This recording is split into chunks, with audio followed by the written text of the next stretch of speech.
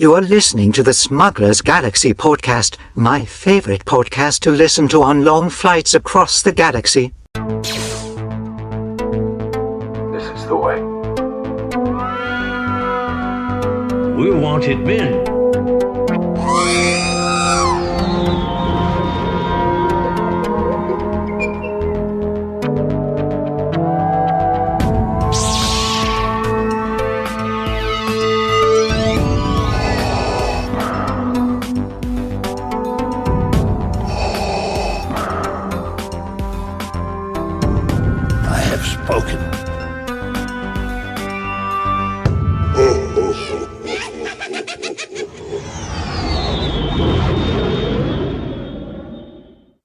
Welcome to episode 197 of the Smugglers Galaxy podcast, your favorite Star Wars podcast for smugglers in the galaxy. I'm Glenn, and Jason is with me as always. Jason, how are you this AM? I am good. I went to a Braves game last night. I saw that. And they won. They beat Tampa. Nice. My daughter's boyfriend showed me this video of this guy yelling the most mediocre trash talk ever to the outfielders. Stuff like, hey, so and so, I bet you reply all the company emails. And so I got into the spirit of things and I yelled out, hey, so and so, I bet you drive slow in the passing lane. It was dumb, but it was fun. No. No. I can totally see you doing it. But yes, it is annoying right now because it's summer and we do seem to have a lot of people that are vacationing in town, and you do have a lot of that, people driving slow in the fast lane. And it's like, dude, at least do the speed limit. Or no, they do like five over, and it's like, dude, come on, let's go, move. Or just move over. I mean, right. It's a passing lane. It's not a driving lane. Exactly. Or personal lane.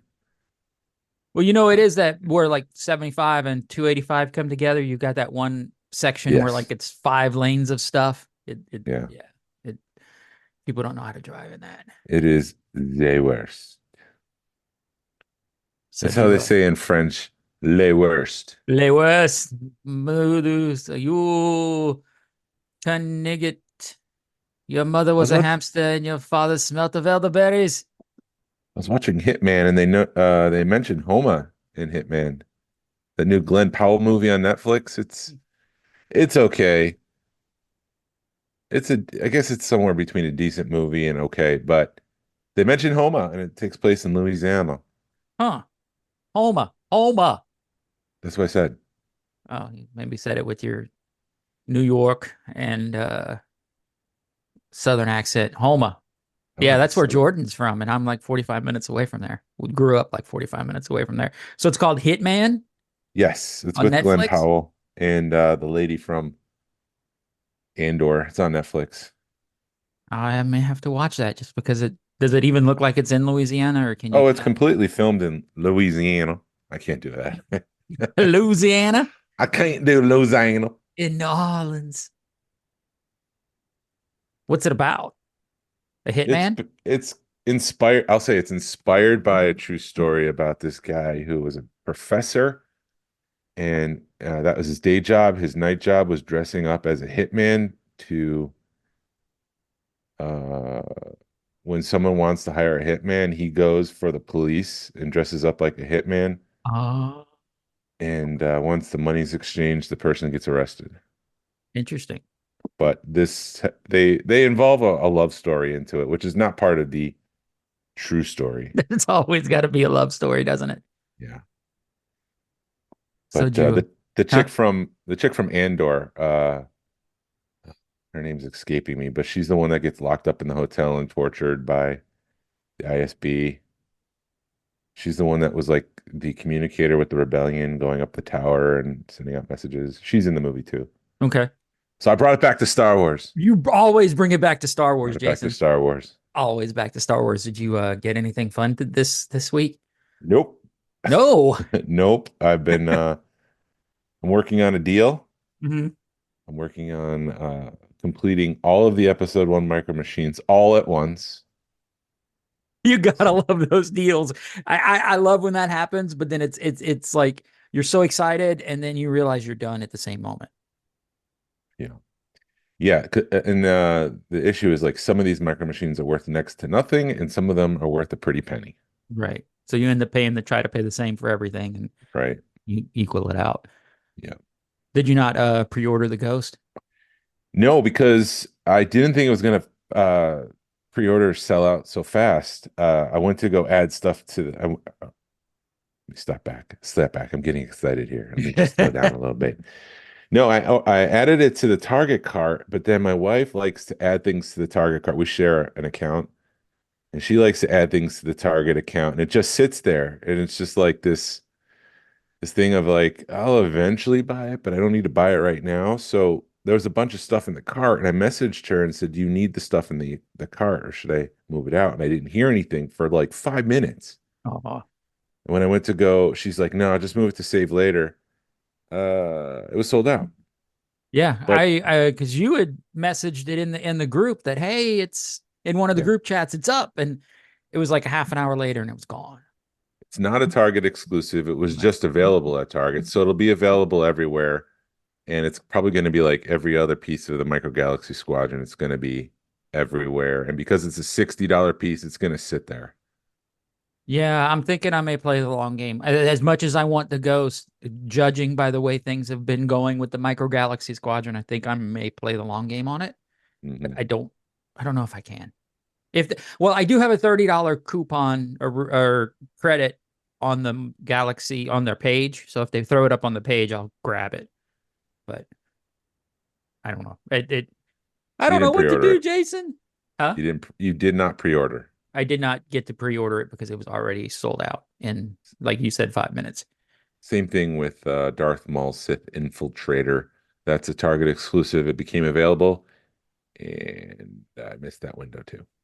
Well, judging by the way that the Naboo starfighters and the other thing, the underwater things going, there's like 5 or 6 of them collecting dust at every target. We'll be fine. Yeah. But yeah, no, I've been just hitting a bunch of Rosses. I actually know a guy that found one of the Sabine TIE fighters in Buford, and he's a reseller. So I reached out to him, and he said 2 other people were interested in it, and I haven't heard back from him. But I was going to throw him like a $50 offer on it. Just here's here's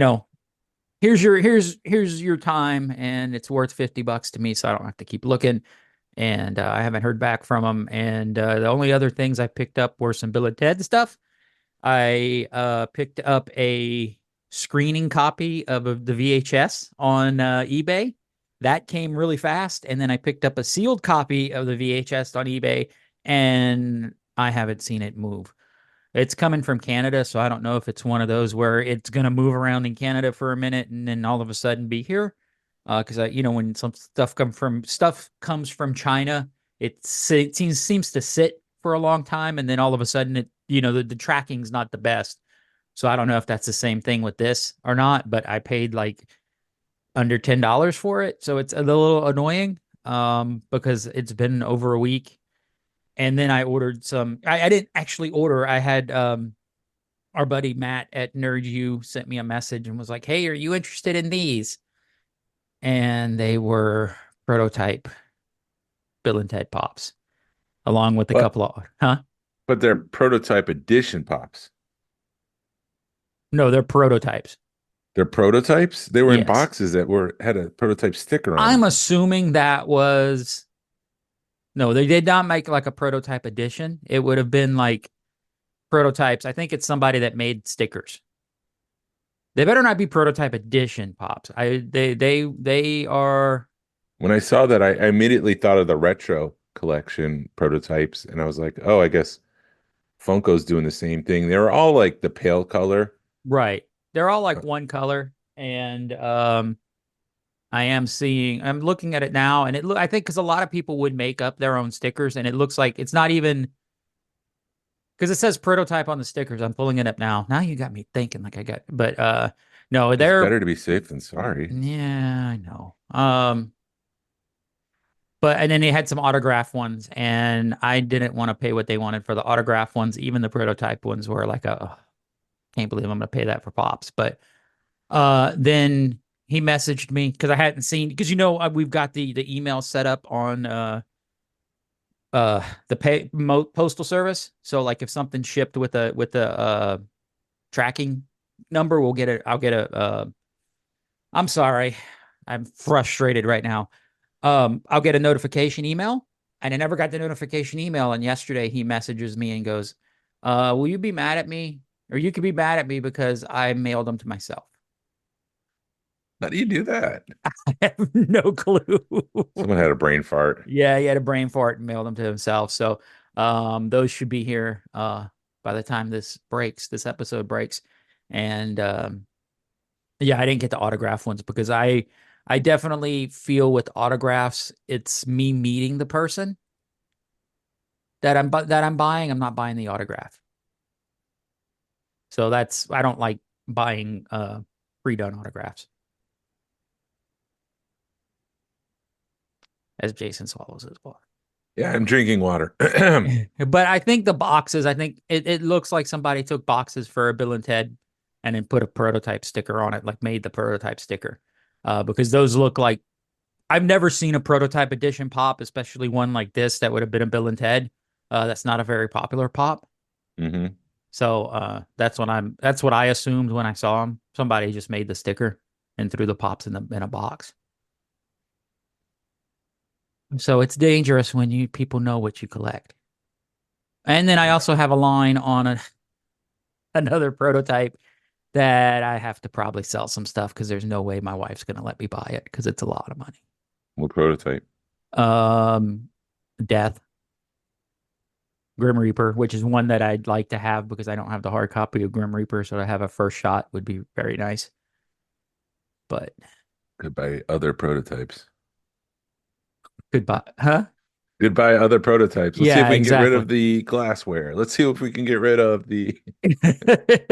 I already sold it is. It's like I looked at my collection, or I'm thinking I haven't gone down to my collection yet to see what I could sell, but I'm thinking I could sell like I've got first appearance of Gambit graded. It's like that's worth a couple of $100. Maybe I could sell that. But then I'm like, all this other stuff I have would become not worthless, but senseless to have. So because I'm also trying to do a run of, if I get bored and I'm at a comic book shop, I'll look through and see Gambit covers. So I'll buy them because they're a couple of bucks a piece. So then that collection would become worthless because I sold the first, because I sold Yeah. the first appearance. So yeah, I have to seriously think hard on that one because my wife and I were talking and it's like no trips in 26. Well, Like good no luck big with trips. that. Yeah. I'm like, yeah, that'll work. Yeah, sure, totally. No big trips in 26 because we got so many planned in 25. Because then she told me, she's like, book a Disney vacation for yourself. So I'm looking into it. And then she was just like, oh yeah, no more trips. And I'm like, well, you just told me to book a solo Disney vacation. Oh, you can do that, but don't book anything else because we got to pay back all the trips we're taking. But It's we'll expensive see. fast. Yeah. And then we were talking about Celebration in 27. And I'm like, if it's in the States, I'm going. So we better start saving for that. Yeah, sure it will So, be. and wherever it is, plan for a week because I'm not going to do the thing we did in California where we show up on Wednesday and the show's on Thursday because I want to do some sightseeing. Um, yeah. But that's been my Uh, week. as far as news is concerned, Anne Morrow, the Disney Imagineer, who is the executive producer and creative director of the Galactic Star Cruiser, has left the company. It's kind Yeah, of it's kind of weird timing that the whole Jenny Nicholson video has been in the forefront, and the person who was spearheading the entire thing is now no longer with the company.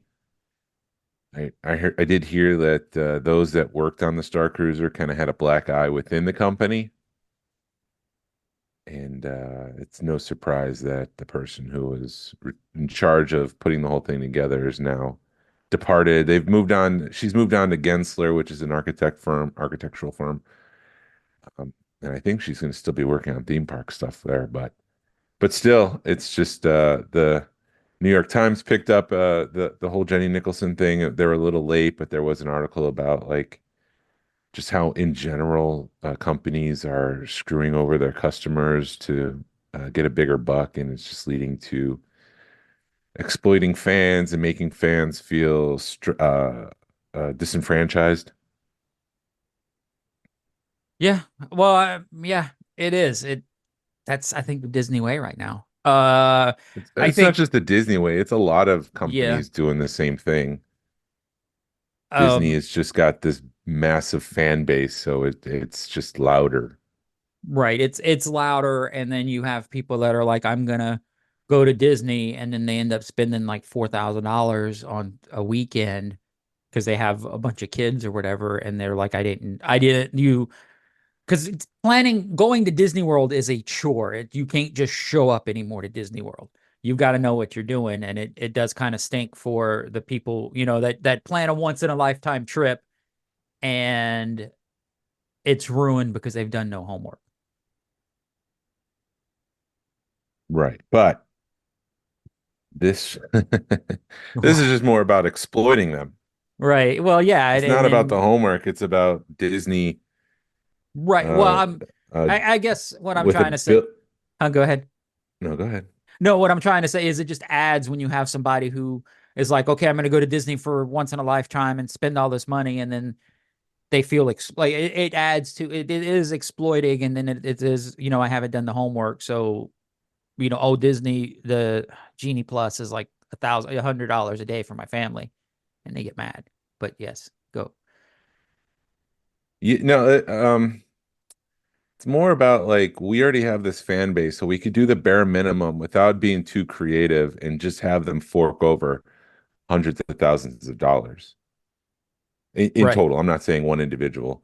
And that's the business model that's being critiqued right now. Because like even in Jenny Nicholson's video, she's in the dinner room and there's a giant pillar in her view. So someone designed this in a 3D model and they're able to move around the room to see the view of the stage and they know that there's a pillar blocking someone's view. So they spend $6,000 Oh, for 3 nights or 2 nights and there's a pillar blocking it. And this is the kind of stuff where it's like Disney doesn't care. They didn't take the time to say, is this worth the $6,000? It's like, no, it's Star Wars. They're just going to give it to us. And it's like they don't work for it anymore. They don't care anymore. That's the struggle. right. No, yeah, no, I get it. I get it because it is. It's just like, hey, we're gonna do it, and people are gonna love it. And then according to the Wrap, they did a survey of their own to see who's watching the Marvel Cinematic Universe and Star Wars. And at a high level, they said the audience for the Star Wars and Marvel franchises are both male skewing. Only a handful of Marvel titles had more female skewing audiences. Uh, but when it comes to Star Wars, 70% or greater male share of the audience. And 60% of the Star Wars fans are 30 and over. So it's a difficult conversation to have Mhm. because I feel like with the Acolyte, people hated the show before it even came out for their own reasons. Right. And a majority of it is based on race and based on the showrunner. And I feel like the showrunner was saying things to push people's buttons. But at this point, I feel like we can't really judge the Acolyte because it's like looking at a painting and judging the painting by just the corner. Hmm. And I feel like all 8 episodes will tie together, but one episode alone tells like a slow story, like episode 3. I'm not going to get into spoilers right now. It was slow. I enjoyed it, but it was slow Right. and it was just like setting things up, and then something happens. But even when it happens, it's like this doesn't make sense, and it doesn't make sense because we're just looking at it from a certain point of view. When we see the full perspective, it's going to tell a bigger picture of the story, Right. and we'll understand it more. Anyways, where am I going with this? I think we're It's talking. Go ahead. cutting it back. It's like Star Wars has a future problem, Hmm. and when they make shows like The Acolyte and then they have that preschool show, it's not for the original trilogy fans. It's for the future, the franchise. And because 60 to 70% of the fan base are original trilogy prequel fans, they feel like Star Wars has abandoned them when in fact Star Wars is just trying to get a whole new audience so it can last more than 20 years for 20, 30 years for when, our generation dies. They don't want Star Wars to die with it. Right. Well, and I agree with that because it's like, look at what's happening in the Joe community. Look at what has already happened in the model train community. If you're not getting the younger fans in involved, nobody's going to care about it. And I, and selfishly as collectors, we should want the younger fans involved because you don't want to be sitting there in 20 years, nobody wanting to purchase your collection because you're an old train guy. And if you don't like something, put on your big boy pants and just say it's not for me and move on. Don't go online and start screaming to the high heavens that blah, blah, blah, blah, blah. Right. Just grow up. Exactly. And I think that the people in the Acolyte, they're not doing themselves any favors right now. Sometimes it's just shut up and let the big boys handle the conversation, or don't. I do feel, because you were saying that the showrunner was trying to push people's buttons, and I definitely feel she was trying to push some people's buttons, and it's like you can't do that. I've Yeah, always learned you got to know your audience. Yes, I like pushing people's buttons too, but if I've got $1 billion franchise behind me, I'm not going to be doing it. she was using the pronoun they leading up to the Acolyte, and a Uh-huh. lot of people thought that meant that the main character was not a specific gender, was it non-binary or something like that. But in fact, spoiler, if you haven't watched The Acolyte, they're twins. And so she's referring to two people. Right. Did I say that already? I think I said that last No, week you on the if you fireside did, chat. you might have said it, and I might have been in the bathroom, or we might have not been recording at the moment. But Okay. no, huh? Okay. Yeah, no, it makes sense. And we But but also go ahead. but to quickly just to tie it back, but I Yeah. feel like she was saying that to press buttons, knowing what she was saying, and she didn't use she's being honest, she was being open, and so it's like if you go back and look at what she was saying, she's not lying and saying she when she was talking about two different people. Right. She's talking about both people at the same time, both Right. When it ladies. would have just, yeah. And then I have to fault her when it would have just been easier if she would have said she, and then people would have been like, oh, later it would have, made more But sense. that's her pushing buttons. Right. That's her pushing buttons. Like I said, I enjoy pushing buttons, but it's not to that level, and I'm also not a troll, and I'm not, when I say pushing button, it's like, I'm going to push this and run away. You know what I mean? Or I'll wear a t-shirt that's says something that's kind of inappropriate from where I'm going, and it's not even pushing it that far. Uh, or I, I And I I can be enjoy causing mayhem sometimes, but not a whole lot of mayhem. Just a I don't know what I'm trying to say. I I can be empathetic. I feel for the fans that feel like Star Wars has abandoned them, but the way I look at it, there's nothing that's going to be better than The Empire Strikes Back, Right. and I'll always have The Empire Strikes Back. So, do your best. I wish you luck. Maybe you'll do something better than The Empire Strikes Back. I doubt it because, I mean, if you want to really get into the brain's physiology, the brain doesn't fully form until you're 26. So you're quite literally a different person when you are a child than when you are an adult. And I see a lot of people like calling modern Star Wars crap. But if you were 6 years old right now, it wouldn't be crap. It'd be amazing stuff. Your brain has changed. The way you view things and the way you remember things have changed. It's just a different experience to be a child and watching Star Wars to being an adult watching Star Wars. And I don't think people realize that you're physically not the same person. And so it's like unfair to judge almost in a way. It's okay if you don't like it. I mean, Right. that's fine. I can be empathetic. And again, I'm sorry that you feel like Star Wars has abandoned you, but you also have to think about that perspective as well, that if you were 6 years old, would you hate it? Right. And then that's what I tend to try to do because I'm lucky because I got an 8-year-old grandson. So I can watch it through his eyes and he loves it. Yeah. We can sit there and watch Mandalorian and we could sit, he loves Baby Yoda. And it's like, you know, that's what Baby Yoda was for. That's what Jar Jar was for. That, they weren't for us. It was to bring the comedy relief and to bring the younger generation into Star Wars. The same thing with the Ewoks. Well, we were that age when the Ewoks came out. People don't like the Ewoks, but they provided something to bring a certain peer people into Star Wars. Hmm. So yeah, you're not gonna like everything, but just I, I'm watching The Acolyte with my daughter right now. right, and The that's same one. awesome. Yeah, it's a great father-daughter bonding experience, and I'm very grateful for that. And I'm enjoying The Acolyte because of that. Right. No, it's awesome. I mean, yeah, do I like and I don't even I tend to I want to shut my brain off for an hour and enjoy Star Wars. And that's what I do with the Acolyte. You know, I've said it before. I don't like when people push their agendas, but you got to just stop and enjoy it. I don't like when either side pushes their agendas. So it don't make, I just don't like when people make stuff political when it shouldn't be made political. That's all I'm going to say. Yeah, Kathleen Kennedy has until the end of this year, apparently, with her contract, so we'll see what happens. But it's like I know they've got to expand their audience base too, and not just make it all male. But when it's a male-driven thing, do you, it's a tough balance to try to keep those fans while also attracting new ones.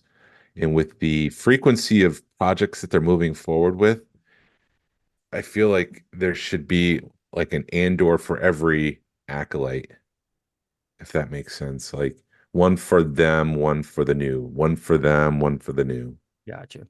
And I'm not sure they're doing that.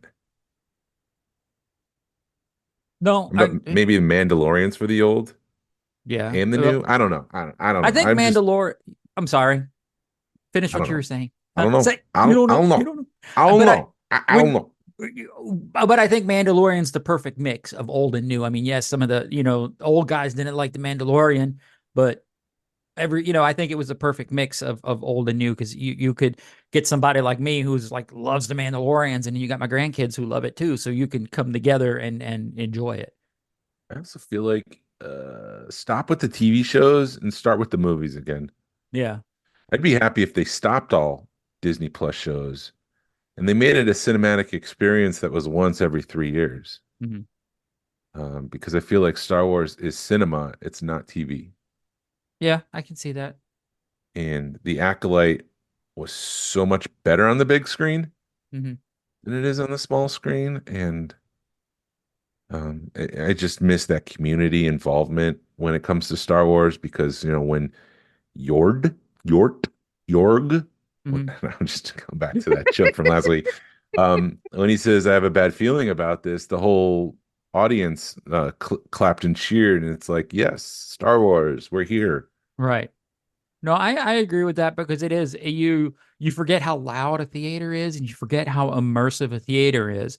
And I think the culture right now we're trying to get back to theaters, and even my brain is not wrapping my head around going to a theater because it's like I could just go wait for it to come out on my TV. But wait Mm, 6 months, which you kind of used to do that anyway, but it seems like they're hitting TVs faster than they were a year ago or 3 year, before pre-pandemic. It feels like they're hitting you can watch it on Disney Plus or a streaming service within a month of it hitting the theater. mhm. Or it feels like it's a theater's a formality. So But anyway, that's do you want to that's all. break the tension? Huh? Yeah, I was just going to wrap it up and say Wrap that's it up, all I Jason. wanted to say about the stress right now with the Acolyte. I wish people would, drop their guard a little bit, Yeah. and for the lack of a better term right now, open up their heart and just say, let's see. People were struggling with the writing, but I feel like the writing was what's the word for episode 3? The writing was a little bit naive on purpose. Mm-hmm. And that's probably part of the structure of that episode, in that it's not lazy writing, it was that point of view, if that makes sense. You said it was part of the structure. Part of the structure and part of the point of view. What did you Right. do? Sorry, my cat was Oh, right on top of all my bases, and I was afraid he was going to knock one over oh, because I saw it starting to move, and I'm like, you got to get out of here," because my wife is out, so I left my door open, so and the animals are coming in and out. oh. Yeah, I don't know if I just don't know what good writing is, but yeah, I agree with that. It's like I just turn your brain off and enjoy it for an hour. It was from a kid's point of view, and I've just heard a lot of people saying recently that, Ted from Force, of course, and there's other people like Anakin, young Anakin, they just don't like kids in Star Wars Omega.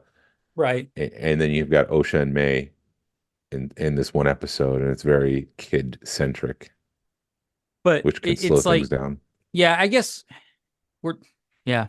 When you don't Part see of people, go ahead.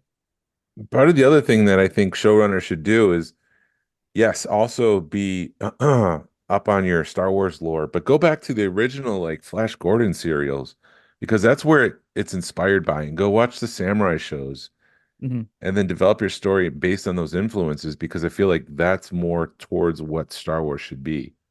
Right. I mean, those guys, the people didn't do themselves any. I'm going to yell at clouds. The guy who played York didn't do himself any good when he's Yeah. talking about Anakin blowing up the Death Star. Yeah. And at that point, I don't know why, because there's somebody from Lucasfilm on the other side of that camera, and they didn't just stop the interview, or because it's not a live interview. Well, in one of those, what's her face?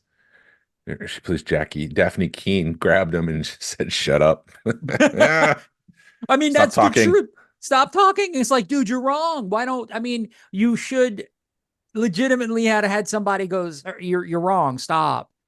And I think that would have been funnier than just, or it would have made more sense than just letting the guy go, because I've seen like musician interviews, uh, shoot, where am I going with this? Anyway, you see a bunch of musicians, and I've seen an interview where you guitar players with playing his guitar while somebody's talking, and somebody just reach over and slap him. It's like somebody should have done that with him. Like, wait a minute, you're wrong.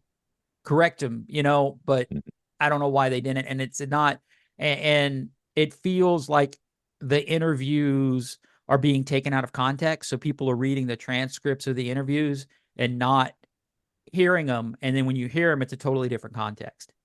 It's funny because Yord is a very naive but self-confident individual, and he's confident in the wrong places. Yeah. And I feel like the actor is kind of like in character when he says the kind of stuff. Like the way he just said, like, and Anakin blows up the Death Star. It's like there's a lot of confidence in the way he said that, Right. which reminded me a lot of the character. And I do like that character, Yord, because we're talking about the downfall of the Jedi, and we need to see that. We need to see the strings that lead to the Phantom Menace. Right. And I feel like Yord is one of them, where it's just like, I'm a Jedi and I'm confident because I am a Jedi, and Jedi can do no wrong. Dude, you're And nailing it. what? No, you're hearing you describe him. It's mind blowing. You're Yeah, nailing what it is. that's what Yord is. And I'm looking forward to seeing more of Yord, because it's like I said, a string that leads to the Phantom Menace. Um, and I'm curious because they're very vibrant in their apparel and their Right. robes and stuff. And at some point, it gets muddled in the next 100 years. So, does something happen at the end of the Acolyte where, it's not like a decision they make, but it's just like, we're gonna start wearing less colorful stuff because of what happened? Right. Well, if you pay attention, they've got two different robes. They've got a ceremonial robe, which is like the all stark white. And then when they're out doing stuff, they're wearing the more traditional robes, even though, yes, they're more stark, but They've got orange and yellow in both of those. It's not the okay. brown that we saw in the prequels. Okay. Maybe it's just a worn out robe that Obi-Wan's wearing. Maybe the colors have faded. I mean, if he's got a hand-me-down, sure. I don't know. I'm Maybe he's wearing Yord's robe from 100 years ago. Yord Solo because of Hasbro the did shirtless thing. Because of the shirtless thing. Sorry. Go. yeah, Hasbro did release a couple items this week. One of them was an OSHA or was it May holographic collection figure. Yeah. So What the like what's it's going on gonna with the take it's gonna take another year before we get rid of that stuff. right? And then they also did an Ezra holograph. What is there? Yeah. You gonna get that? No, I Oh, don't like the I don't like the holograph stuff, and I'm also struggling because Fresh Monkey Fiction are doing exclusive figures for Joe Fest, and guess what they did with them? Ezra? No, no, no, no. Oh, It's Monster Force. It's Operation Monster Force, oh, where it's a bunch of monsters, and I'm really looking forward to this line. And they did a Dracula. They did the two, the good guy and the bad guy, the main characters, Van and they Helsing? made Van Helsing? No, Van Helsing is they did a Dracula, and then they have something called the Forgotten King, which is based off of Egyptian Uh, like pharaohs. So it's a guy okay. with the suit with the pharaoh hat on. So he looks pharaoh head basically, and they both look really cool. But then when they did, they were like Richard has been saying that they're doing exclusives for Joe Fest, and I'm like, oh my god, they're doing exclusives for Joe Fest. It'll be awesome. Then they release them, and they're freaking holograph. One's ice blue, and the Dracula's like blood red. It's transparent. They're transparent, and I'm just like, The why did ghosts. you do this? Because I wanted these figures so bad, Oh, and then you did this to them, which I almost don't want them out of principle because I gripe so much about the holographic Star Wars figures, and then they do this with those figures. But anyway, yes, and then they also released. Didn't they do the retro line for the well, I was gonna Acolyte? get there. I was gonna get there Yeah.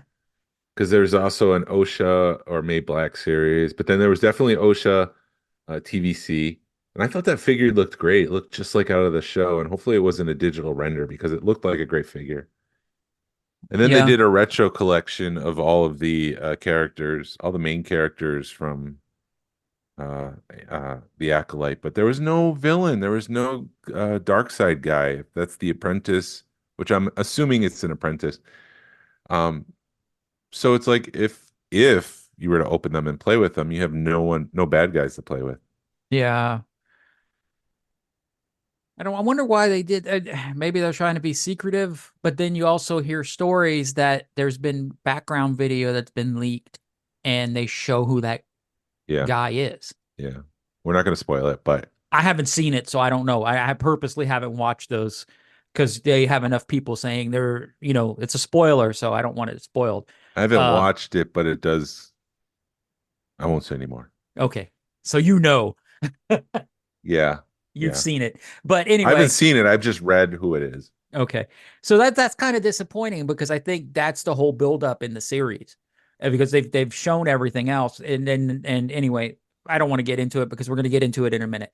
Um where was I going? But yeah, I don't know why they wanted to release that. And I'm also excited because we've been griping for years, release figures when the series is out. And they're finally doing that. Yeah. Yeah. And I like the retro collection. I like the figures. I wish they would, I've seen the rounds and we've said about it. We've said it on previous shows, but like a retro collection set that's dedicated to the cantina. The cantina did cross the halfway point. We're approaching 5,000 as of this recording. I do think that we'll get to Greedo when this thing funds. So Greedo will be part of it. I'm not so sure about uh Labru need no Nabru leads and the wolf guy. Yeah. And that's another thing. I'm just tired of people poo-pooing on things. I know they just released a video Yep. showing how you could set it up on a shelf where you could take a bookshelf and put it on different levels and at least show your cantina if you don't have Which room. which is smart because you hear people say, I don't have room for that.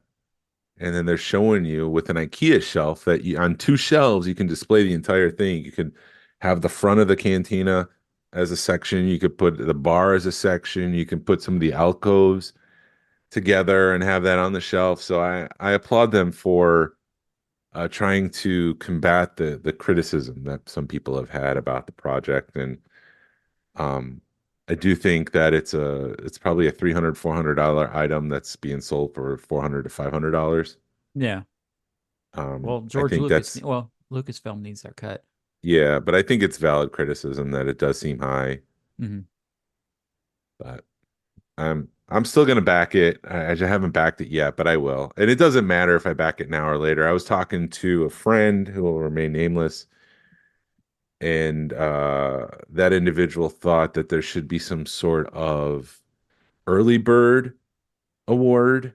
Like Yeah. if you back within the first 24 hours, you will get La Brunides or you will get Greedo. Um, which, some people might get upset if they forget or they didn't hear about it. Or at least maybe a 3-day thing so you can get the word out. Hey, there's this new cantina.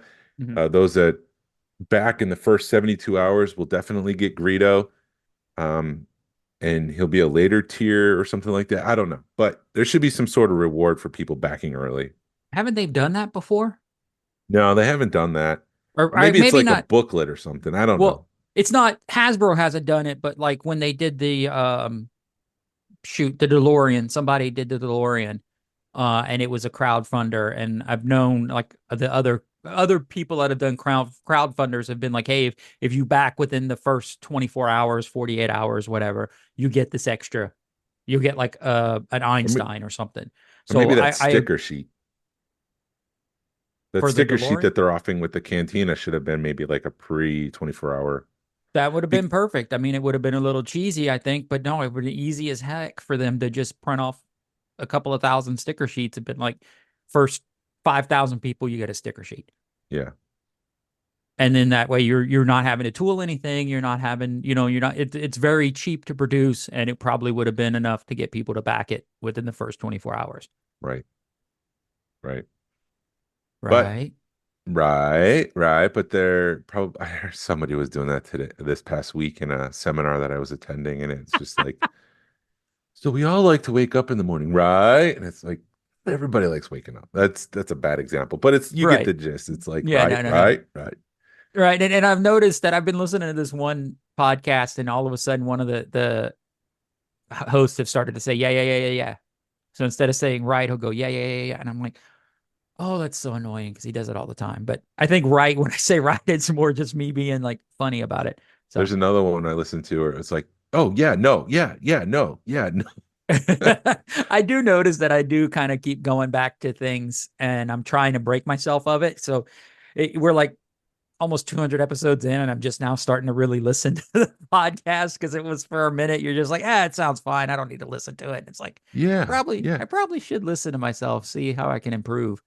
Oh, I don't. I could care less. I couldn't care less. Couldn't care less. How we sound. How we sound. I just want to be more improvisational. Right.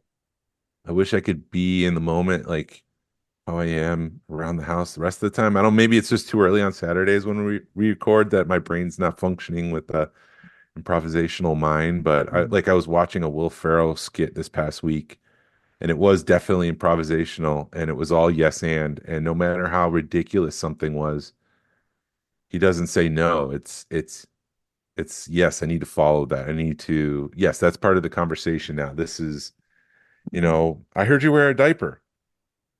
And it's like, yes, I do wear a diaper. It's like, it's you can't say no in improv because Right. that kills the improv. And so it's something that I struggle with and try to be more improvisational. Right. So you want to break the tension with a dad joke? Yeah, can I just say that I finally saw the cover of that Yeah. book, You and the cover is funnier than the jokes inside of it, right. because when you look at Luke and Leia there, Luke's just like, oh, come on, man. And Leia's hiding her face in embarrassment because it's so ridiculous. Yeah. The funniest thing of that book is the cover. Yeah. And Chewie's laughing, and R2D2's kind of like, yeah, whatever. So this is another one of your favorites where they just take a joke and put Star Wars in it. Okay, let's When get is it it? over with. When is Adora a Gungan? When it's a Jar Jar.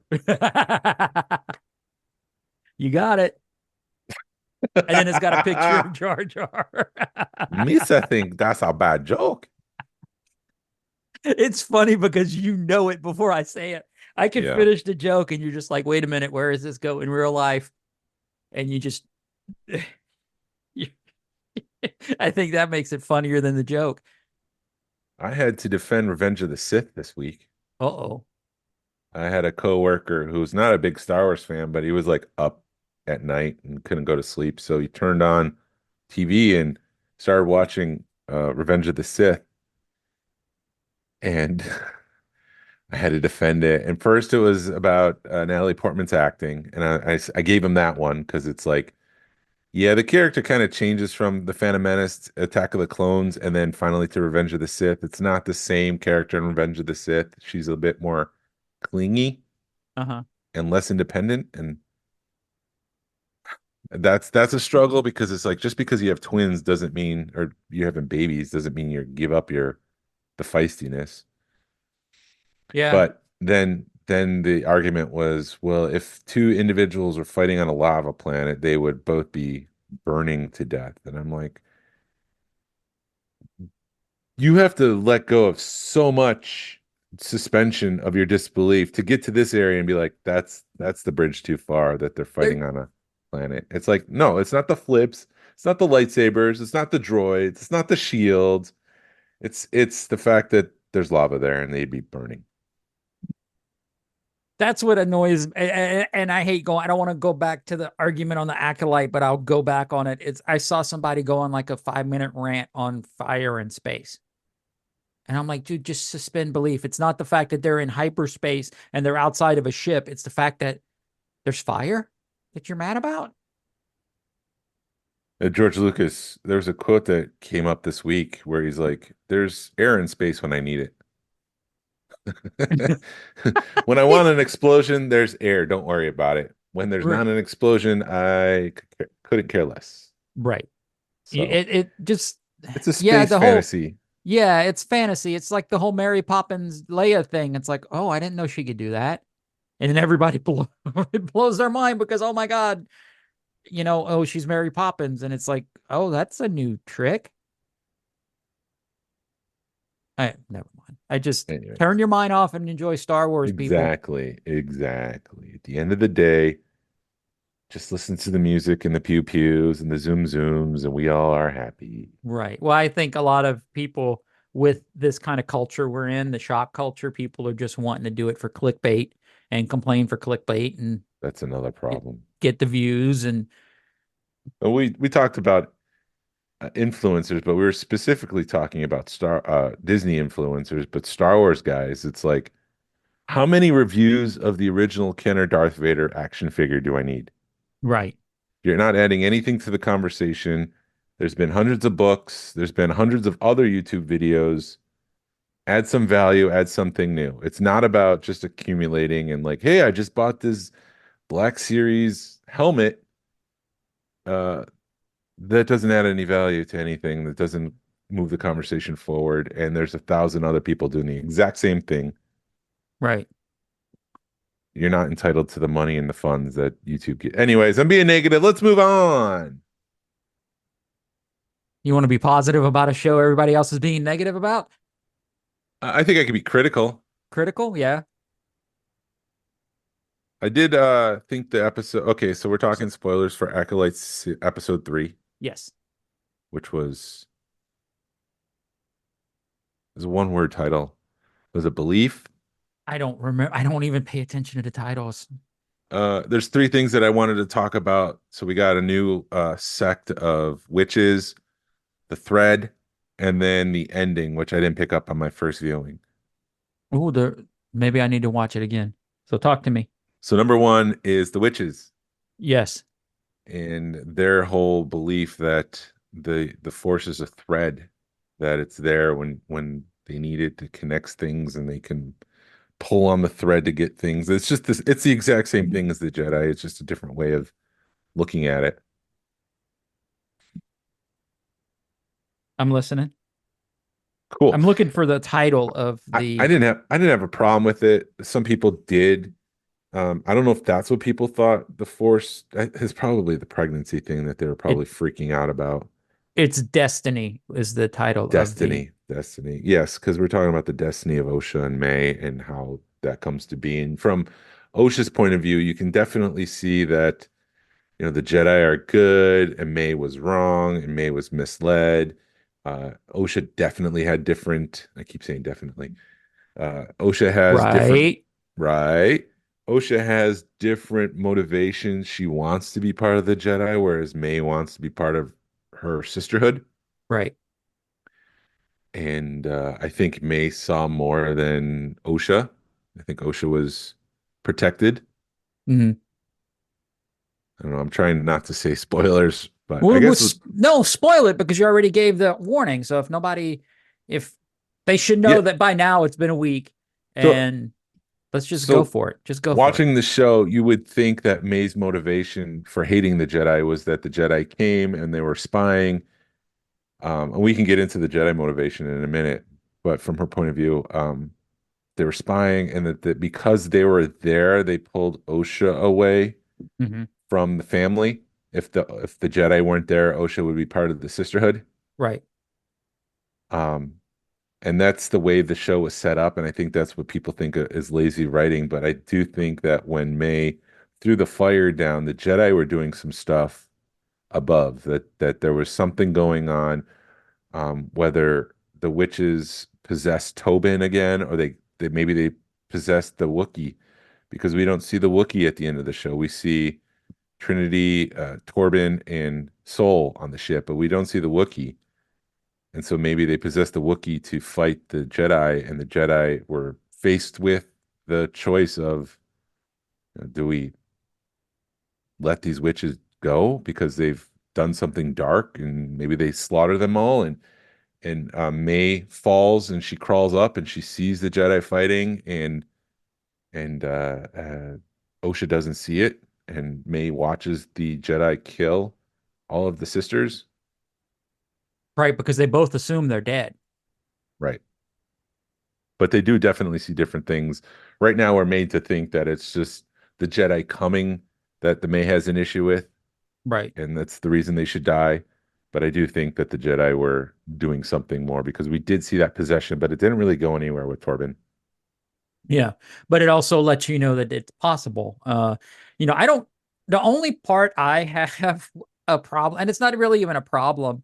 It's just that whole chant I thought was kind of cheesy, but I'm like, you get over it. It's like, oh, that's cheesy. And you just, like I said, you get over it. Um, That's also the problem with streaming shows, is that we've got 5 minutes, so stretch. It could be 30 seconds in a movie because you've only got 2 hours, but in an 8 hour show, it's like stretch.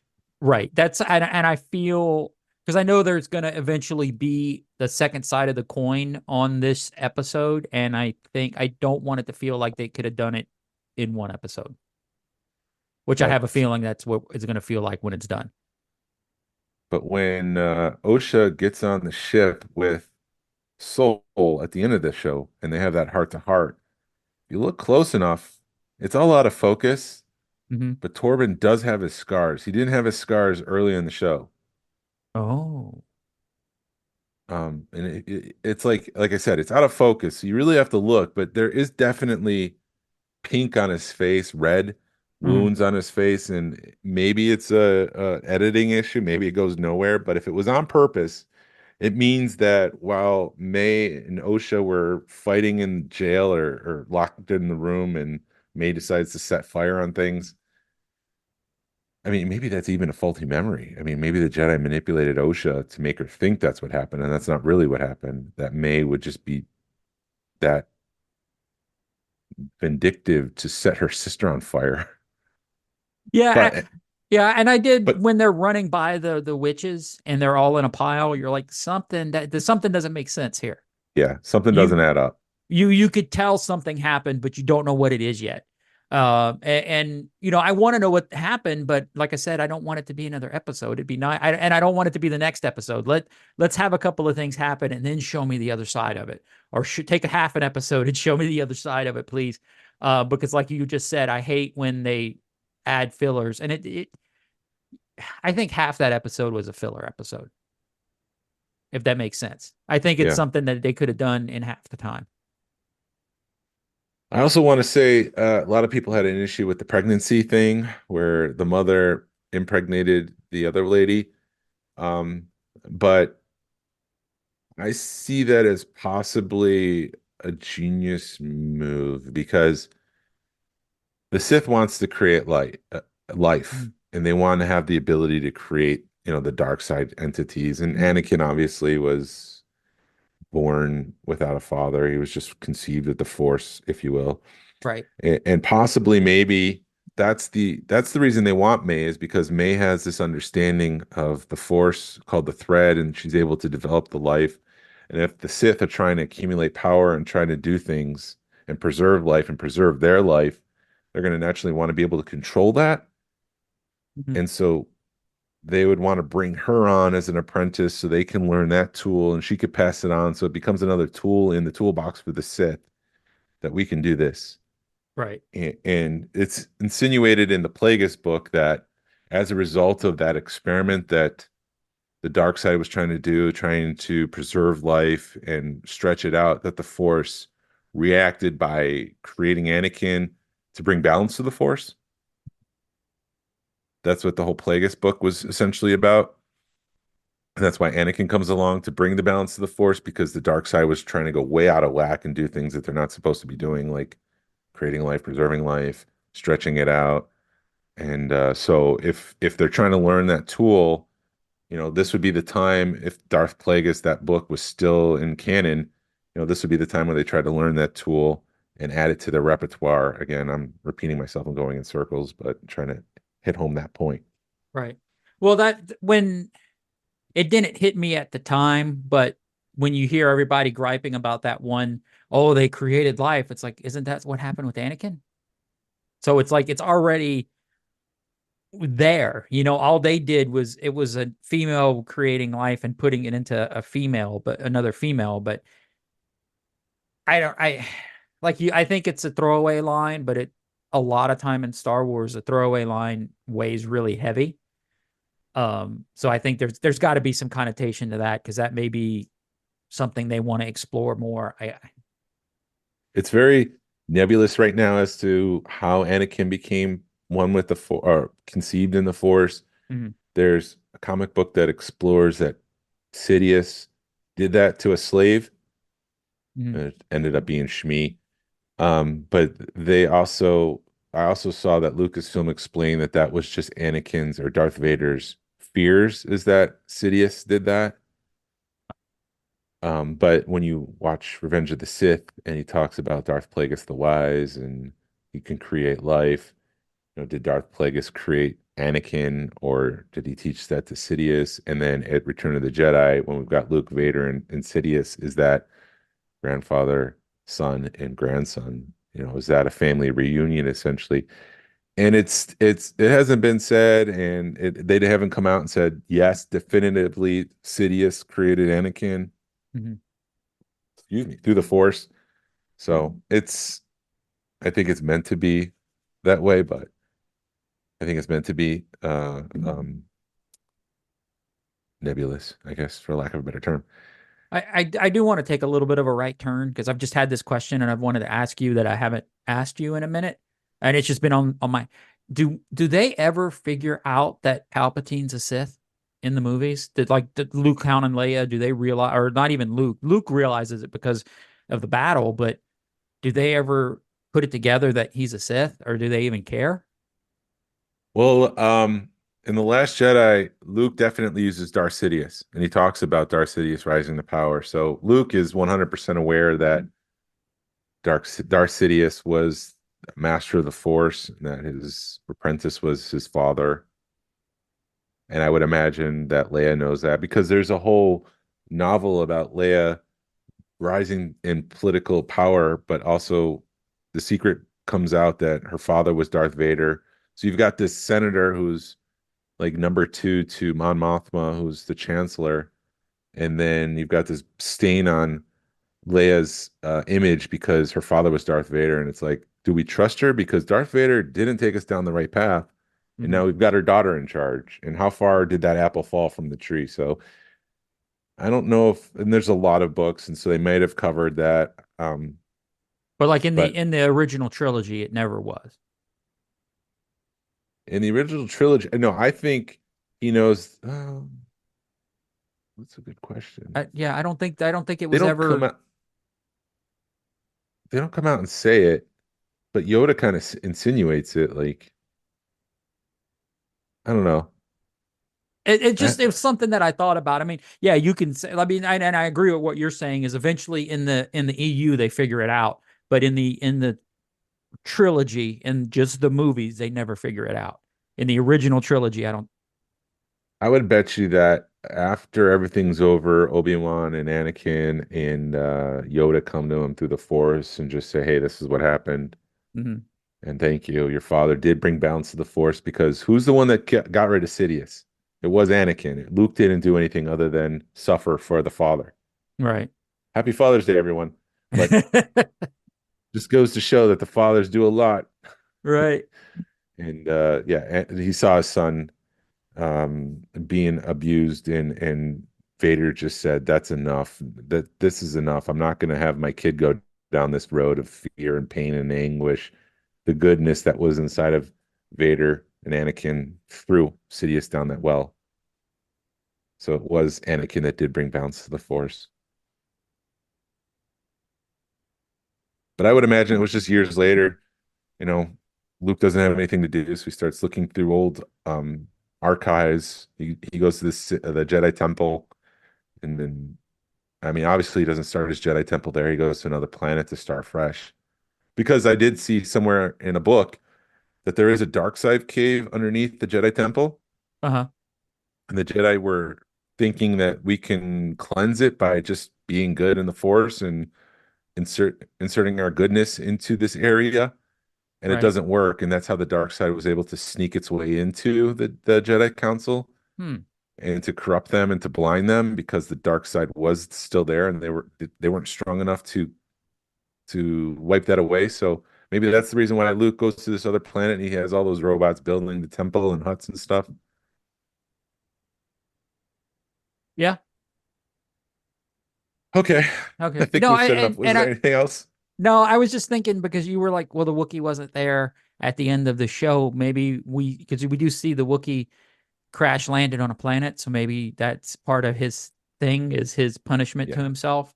Uh, I think we're missing a lot on the Acolyte, as far as lore, and I when they said X-Files, I wasn't expecting this version of the X-Files. I was expecting more mystery and intrigue and darkness. I mean, and I think we're getting that, but I think we're getting the campy side of the X-Files too, which is fine. I mean, it does, I get, and I'm having to work really hard to see the X-Files in it, but I feel it, it's like I could see where they're getting it from. We'll see with the rest of the show how it goes. So maybe it's just the first two episodes that were X-Files inspired. I was just thinking, they did that relaunch of the X-Files. I was thinking this week. Hmm. They did the relaunch of the X-Files a couple years ago, and it was a limited series, and they did have the Monsters of the Week episodes. And in streaming, you can't have that. It's just like eight episodes of the show. There's no time to breathe. There's no episodes where it's just like, let's let this person go out on an adventure. Everything needs to tie up in the end. Hmm. Don't waste my time kind of attitude. It's just there's no breathing room. So, anyways, Right. I don't know where I'm going with that. No, no, it makes sense because you did have like what did they call it a bottle episode? Is that what it's called? A bottle episode is where people are stuck in an elevator for the whole episode. Okay. You're like contained in a bottle.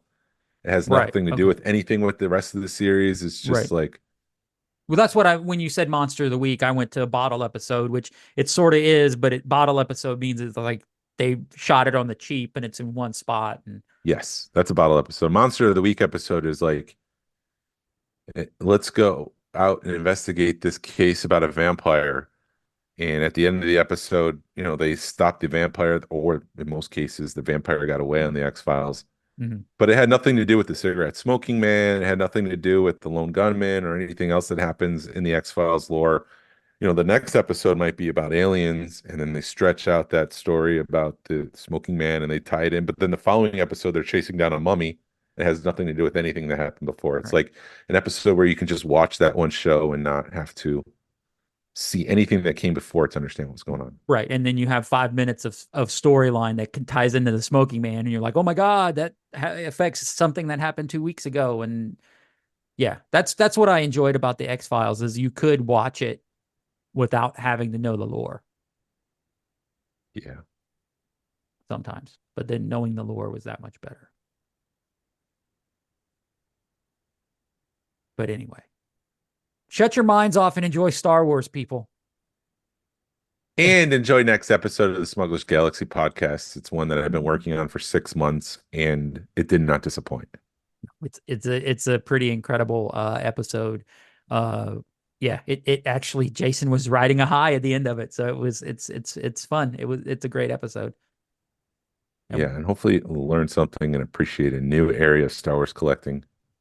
Right. You may have just done yourself a disfavor because everybody's shot myself in the foot. Shot yourself in the foot. Oh man, the micro stuff's awesome. I need to go look into it. Yeah, and suddenly the $30 play sets are $200, and it's like, what just happened? Oh, I just happened. Right, exactly. But you're pretty good. You're pretty well set, though, aren't you? Yes. Yeah, I've just been picking up pieces here and there. Like if I see a boxed item, I'll pick that up, and if it's in good shape, sealed in box. But I have all the open glue micro machines.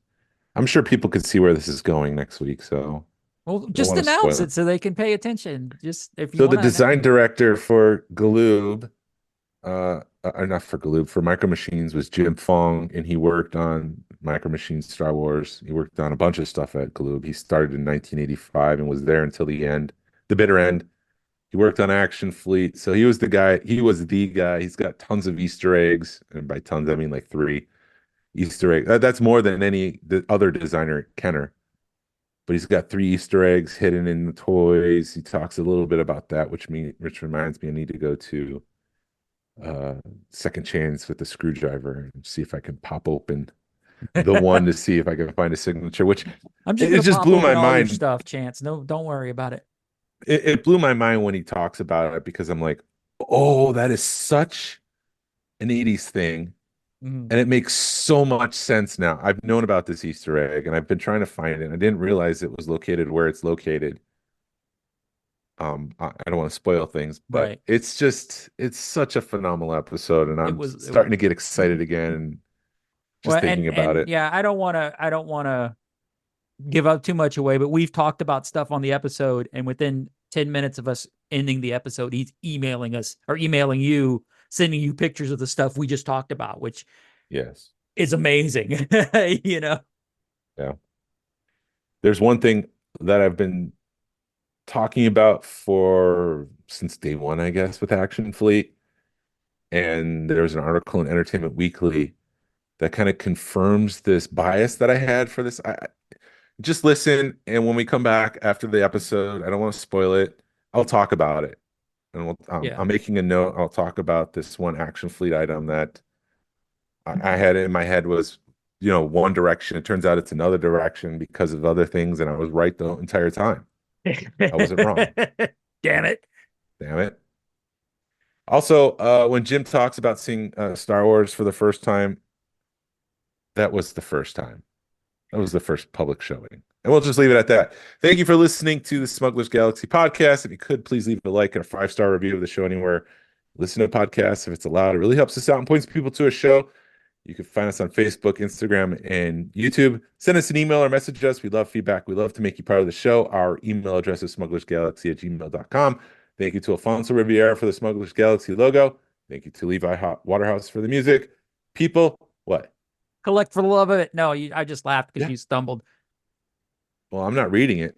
Oh, look at you, Jason. You're awesome. Collect for the love of it. Hashtag vote with your wallet. Sabine will be on next week. So will Jim Fong. Pass on what you've learned. Be a positive force in the collecting community. This is the way. This is the way.